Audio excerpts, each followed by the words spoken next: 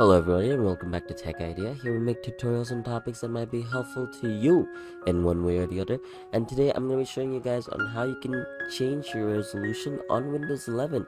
Now sometimes when you do upgrade to the newest Windows, you might have a very default resolution. For example, 1024 times 960, something like that.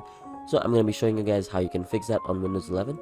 So all you want to do is right click on the desktop and go to display settings. You can do that, or the other thing you can do is go on press here, right? Go to settings. From here, go from system, press on display.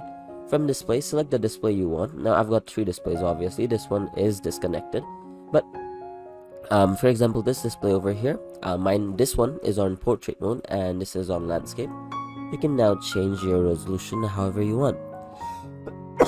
Now obviously if you're using a 920 x 1080, I would say put it on 100%, and if it's higher, for example like a 4K 70-inch or 60-inch or 70-inch monitors, for those I would recommend go 150% and beyond that if possible.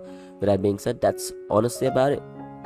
And if you want to check out your display even further, go to advanced display. From here you can also set your refresh rate for your monitor. Since my monitor does support 280Hz, I can set it over 280, and since my second monitor is 144, I can set it over to 144 from here, from the settings.